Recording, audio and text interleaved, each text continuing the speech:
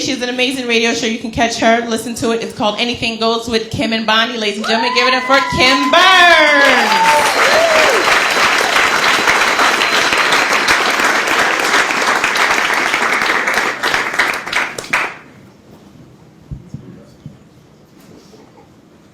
Hey.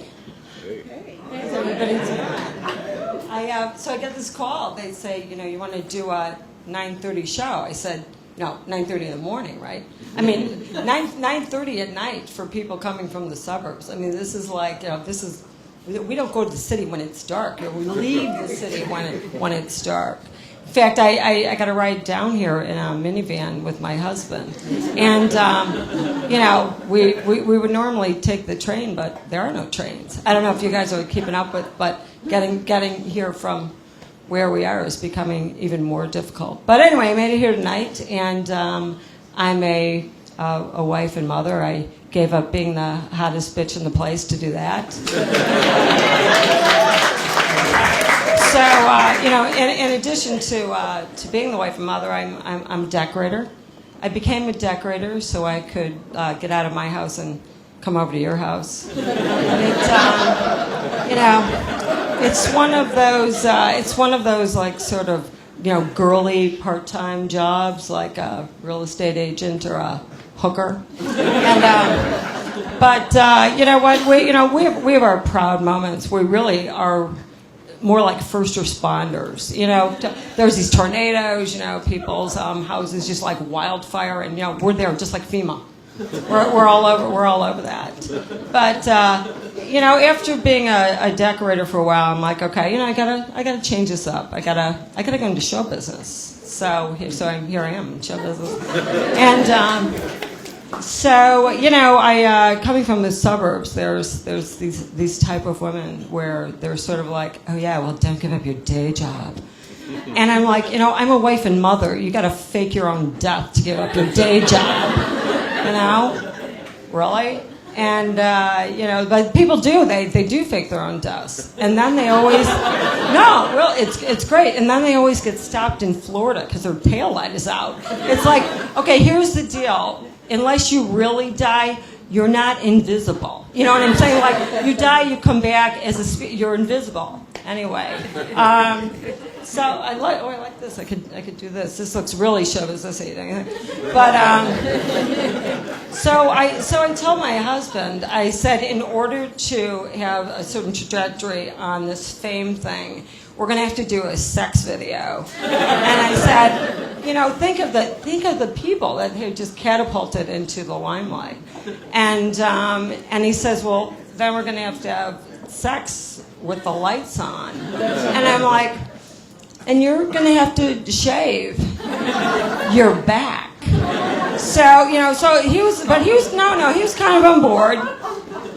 He was kind of on board, and so he started gearing up for this thing, and I'm thinking, how do you shoot it? I mean, do you use your phone? Like, think about, like, when you're really, like, setting up for it. Do you have to bring in, like, tech people for the, to, like, upload and then for the download and all that sort of thing? And then I thought, well, I have got this great guy, Carlos Chinchilla. And he's always over at our house, like, fixing our computers, because we don't know how to do this stuff. We've got these 3 kids that are always wrecking everything we own.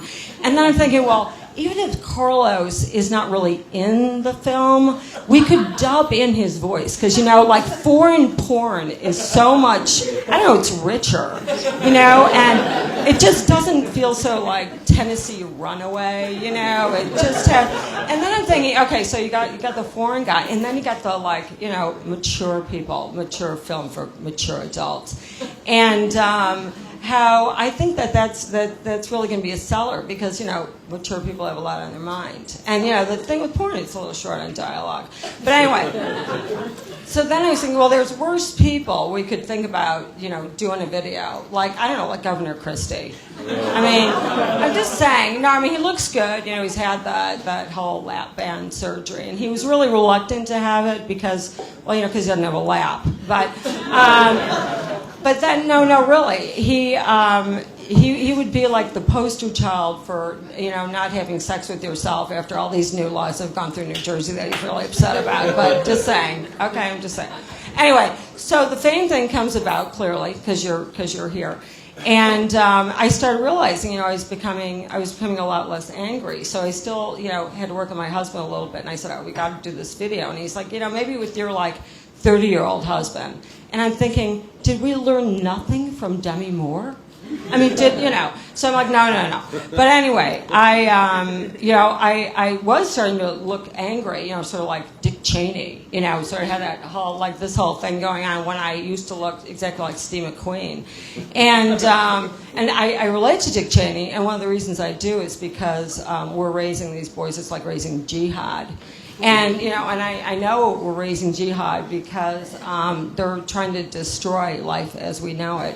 But, in fact, I'll give you an example. Max, who's our oldest, he was, he said, Mom, I was looking through your drawers. And I said, oh. And he said, oh, guess what he found? Pot. He says, oh, no, I found a dildo. And I said, and I'm thinking, it's a teaching moment. That's a vibrator. And he says, Mom, I want to ask you, is Dad gay? And I said, no, son, he's lazy. But anyway. But you do get older, and you start thinking about the choices that you've made. Where like when I was young, it was like, oh, Bond girl, none. Bond girl, none. And, it's like, how long can you hang off the blade of a helicopter having sex? When, but with the nun thing, I was thinking, oh, my God, these nuns, these people, these are devoted people. It's like they give their life. They, they have no clothes, they have no sex. And then I realized recently that I am a nun. And that, no, really. I, too, have married this Jewish guy who tells me he's my savior and keeps promising the second coming. It never happens. Anyway, thank you so much.